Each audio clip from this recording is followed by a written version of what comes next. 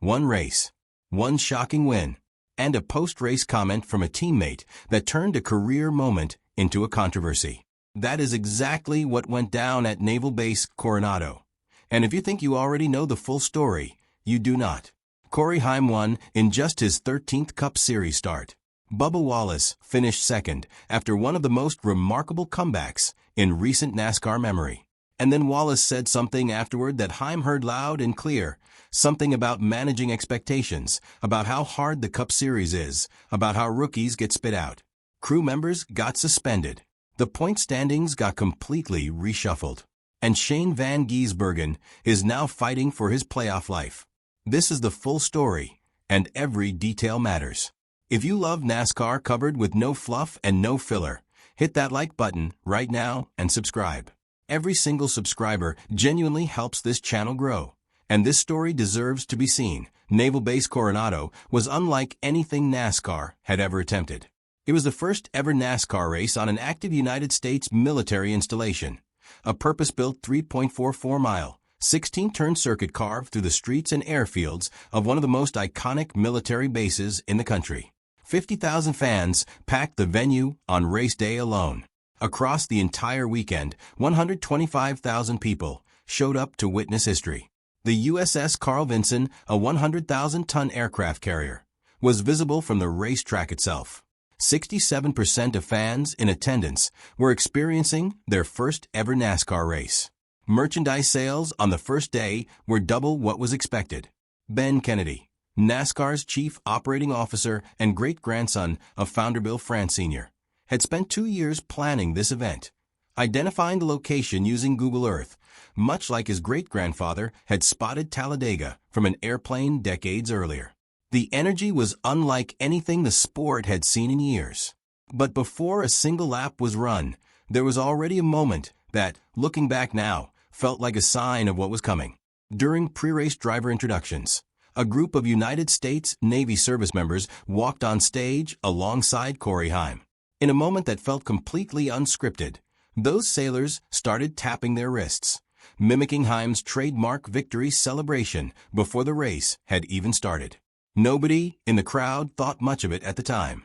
By the end of the afternoon, it looked like those sailors knew something the rest of us didn't. Corey Heim is 23 years old. He entered 2026 running a part-time Cup Series schedule with 23-11 Racing, carrying just 5 prior Cup starts from 2025 into the season. San Diego was his 6th start of 2026 and his 13th career Cup start. He is the reigning NASCAR Craftsman Truck Series champion, having dominated that series in 2025 in a way few drivers ever have. He also carries a significant Toyota testing and simulator workload, roles that speak to how highly the organization values him, but roles that pull time and energy away from his own racing. He has already been announced as a full-time 23-11 racing driver for 2027, where he will pilot the number 35 Toyota. But underneath all of that success lived a wound. In 2025, his first Cup Series road course start came at the Chicago Street Race. His team failed to qualify. He was knocked out before it even began, on his 22nd birthday. He called it the worst birthday of all time. He talked about it openly in the days leading up to San Diego. That failure stayed with him, and San Diego was about to become the answer to it. Going into the race, Shane Van Gisbergen started from pole and was the prohibitive favorite. Connor Zilisch, his Trackhouse racing teammate, was one of the most respected road course talents in the garage. Tyler Reddick, the 2026 Cup Series points leader, was right there among the top contenders.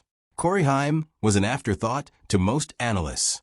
Heim started 13th and immediately fell back to 20th.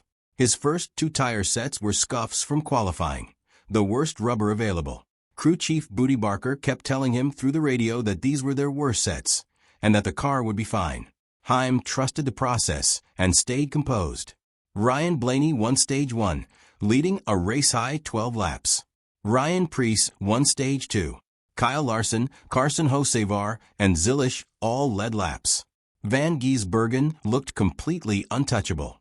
Then lap 31 happened. On a restart, Austin Hill and Connor Zilisch were running side by side at the front. Hill carried too much speed into turn 1, locked up his brakes, and drove himself and Zilisch straight into the outside concrete wall. Zilisch bounced directly into the path of Van Gisbergen, who had nowhere to go. Van Gisbergen drove through both crashing cars and suffered terminal damage to his Chevrolet. He finished 38th, earning just 1 point after claiming pole position. Zilisch finished 37th after leading 8 laps. Hill owned it afterward, "That one's on me." Van Gisbergen was considerably less calm. "I'm filthy." What had looked like a race for second suddenly became a race anyone thought they could win. Tyler Reddick moved to the front and led 9 laps, looking like the driver who would convert a strong points day into a win. But rear tire wear became a critical problem. Heim, now on his best set of tires, started closing rapidly. With 5 laps to go, Heim applied pressure, hunting for Reddick to make a mistake. On lap 73, Reddick slipped in turn 2. Heim immediately pounced. The two teammates ran side by side through turns 3 and 4. Reddick attempted a crossover move into turn 5, scraped the outside wall, and made contact with Heim's car. Then came the moment that surprised everyone. Reddick backed out, gave the spot back. "I ran him straight into the wall. That wasn't right. I wasn't going to pass him for the win that way, especially a teammate." 1 lap later, Reddick suffered a flat left front tire and fell to 25th. His comfortable points lead over Denny Hamlin collapsed to just 8 points. Corey Heim led only the final 3 laps. He crossed the finish line 10.365 seconds ahead of Bubba Wallace, his first career NASCAR Cup Series victory. It was the first ever 1-2 finish in 23-11 racing history.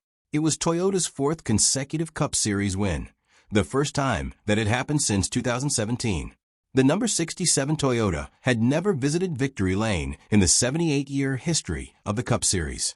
"I'm speechless," Heim said afterward. "I hit the wall a couple of times and maybe knocked some good into the car. I have no idea." Then came the full circle. That's all full circle for me. Going from one street course, just crushing my life, to probably the best day of my life here a year later. Just funny how that works sometimes. Denny Hamlin walked into the post-race press conference grinning, really surprised. Truthfully, really surprised. But if you asked me, in the middle of a race, I wouldn't have been that surprised. I got to race around him enough to know he had plenty of speed. Tyler Gibbs, president of Toyota Racing Development, pointed to the deliberate development path, from ARCA to a full truck series season to a part-time Cup schedule, as the reason this moment was always coming. The sailors, tapping their wrists before the race, had it right all along. The clock was already running on something bigger. Now to Bubba Wallace. He started 12th and worked his way up to 2nd place within the first 10 laps. On lap 18, he pitted under green flag conditions. Front changer Austin Dickey was unable to secure the right front wheel nut. 1 lap later, the wheel detached and rolled down the track. Wallace received a 2-lap penalty and sat stationary in his pit stall while the race continued. "Go figure," he said. "Drive your ass off on a track you have no idea what you're doing. Drive up to lead, then have it all taken away from you." What Wallace did from that point was genuinely remarkable. He earned 2 free passes under caution on laps 31 and 33, got back on the lead lap, drove intelligently through the field, and ultimately finished 2nd. The best road course result of his career across 40 prior starts. It was officially his best finish of the 2026 season. He jumped 2 spots to 11th in the standings. But Wallace could not fully enjoy it. It's what if. Tired of living in that. His body language on pit road was stern and angry. He looked like he had finished last, not 2nd. Another asterisk mark beside our finish. That's what's frustrating. Good day, I guess, in 2nd. He did praise Heim sincerely. "My body language and facial expressions will not show it, but I am really excited for Corey and Booty getting him back to victory lane. Being a winner in the Cup Series is something that when we get there, we all want to achieve." But when asked about Heim's future, about managing expectations, about how hard the Cup Series is, about rookies getting spit out, Wallace left enough room for interpretation that Heim heard something in those words. Something that lit a fire. Then came the official fallout. On June 24, 2026, NASCAR suspended rear tire changer Adam Hartman and Jackman Nathan Ricketts from the number 23 team for violations of sections 8.10.4 and D of the NASCAR rulebook. Both are suspended for Sonoma Raceway and Chicagoland Speedway, with the earliest possible return on July 12th at Echo Park Speedway in Atlanta. Wallace fought back from a 2-lap deficit to finish second, and now must navigate the next 2 races without his Jackman and rear tire changer. Pulling back to the broader picture, Van Gisbergen left Coronado with 1 point and now sits 17th in the standings, completely outside the chase bubble. Sonoma is the final road course before the playoffs. For Van Gisbergen, it is now a must-win situation. Reddick's points lead over Hamlin sits at just 8 points. 2311 Racing had all 4 cars inside the top 6 late in the race, a display of elite organizational depth. But the individual results told a Messier story. The pressure heading into Sonoma has never been higher. Corey Heim is 23 years old, has made 13 Cup starts, and is a winner. Every storyline from San Diego follows the series directly into Sonoma. Wallace's comments. Heim's response. The crew suspensions. Van Gisbergen's desperation. Reddick trying to stop the bleeding. Nothing is resolved. Everything is escalating. And Sonoma is next. If you made it this far, this channel is brand new and working hard to cover NASCAR the way it deserves. No fluff, no filler, just a real story. We are pushing toward 1,000 subscribers, and every like and subscription genuinely makes a difference.